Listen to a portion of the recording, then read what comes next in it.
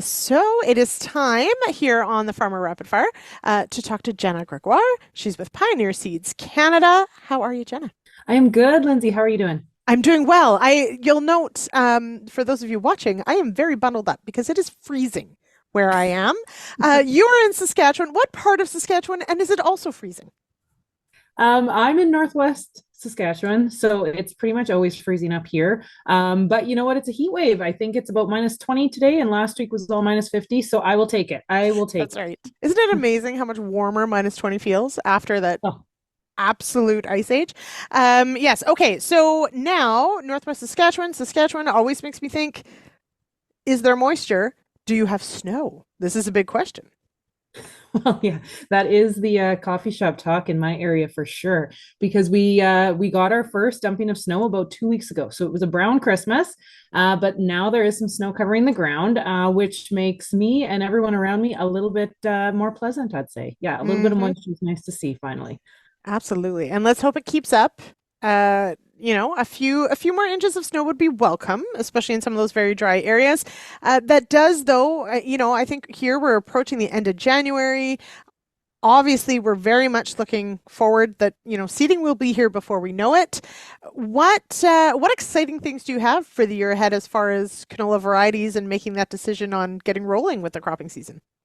Yeah, well, I'm glad that you asked, Lindsay, because we actually just launched a brand new hybrid that offers farmers just some peace of mind when it comes to sclerotinia protection. So this particular hybrid, it's called P617SL, and what it does is it's a full fungicide spray replacement for sclerotinia built right in the bag. So it's honestly it is groundbreaking in the canola Mhm. industry because we're the only ones that offer a hybrid with that option built right in the bag for producers. So I'm really excited about it. So, okay, unpack this for me. So it's the equivalent of a spray pass for fungicide in the bag, meaning like is that a genetic potential or is that something that's been added on?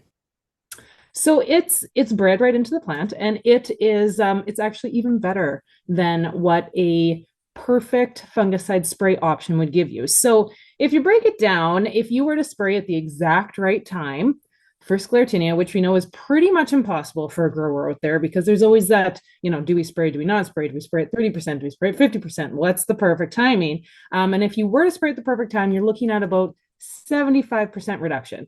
But with this hybrid, you're actually getting upwards to 80% reduction in sclerotinia incident built right in the bag without having to think about it.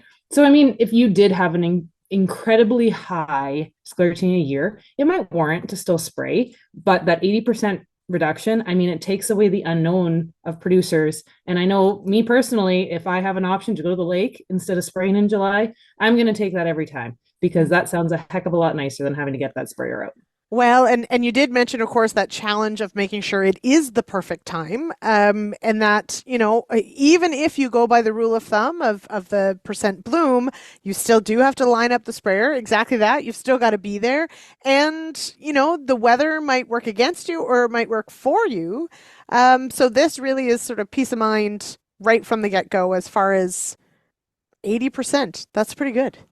Yeah, and I mean, even last year we were really dry, but there was pockets of sclerotinia that poked up because there was really high humidity and the temperatures dropped a little bit. So even though you're thinking it's hot and dry, there is still areas, even in a drought, where you still could see that sclerotinia incidence poke its ugly head out there. So this is a really good fit. It's probably not a fit for 100% of the acres on the farm by any means, but if there's a trouble area that's hard to get to or farther away or you just don't have the boots in the field like you normally would, this is a really good risk management tool for guys just to give them that peace of mind knowing that they don't have to worry about whether or not their entire field will get eaten up with sclerotinia or not. So Mhm. yeah, I'm really excited about it.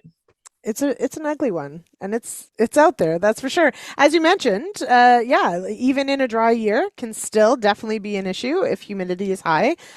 So yeah, so definitely. Now, when it comes to, of course, that's one of the questions of variety selection or hybrid selection for the year ahead. How else do you sort of broach that subject? So yes, there's always something new and exciting. How do you work through the conversation of, which other hybrids you're going to choose for your other fields? Yeah, I mean, I like to ask a guy what are their takes? Like what are their hot buttons when it comes to picking a canola hybrid? And for some, it's a disease management package, so maybe a sclerotinia hybrid works for them. For others, maybe it's clubroot. That Edmonton corridor is just polluted with clubroot, so that might be the very, first one. For others, it's maturity. I mean, being in Northwest Sask, one year we could have snow, September 7th, and we could have snow November 7th, or we could have no snow until after Christmas, right? You really don't know. So, depending on what those hot topics are for a customer, it's nice to know that we have something that fits each and every one of those for them. So, really, it's just dependent on what they're looking for on their farm. Hmm.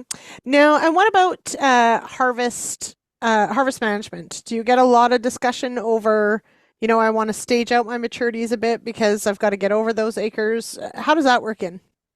Yeah, absolutely. So for some guys, they're trying to get into the bin as quickly as possible. And for other guys, they're trying to take their cereals off first, their pulses off first, and they want something that's going to give them a little bit more time on the back end. So, all the way from an early maturity hybrid to, even this one with the sclerotinia, it's a 6. So it's on the later side of things. We have something that kind of fits all those in betweens that a customer is looking for, which is really nice to have. All right. And before I let you go here, what are you looking most forward to for the 2024 growing season? Some moisture. I'm really looking forward to some moisture. I love that. Yeah, I I love the phone calls of, it's been a struggle to get in crop spraying because we've had moisture, which means some good growing conditions for guys. So that's what I'm looking forward to. I'm anticipating a good moisture year. All right. Positive thinking. Let's try it out. Definitely. All right. Jenna, thanks so much for joining me on the show. Awesome. Thanks, Lindsay.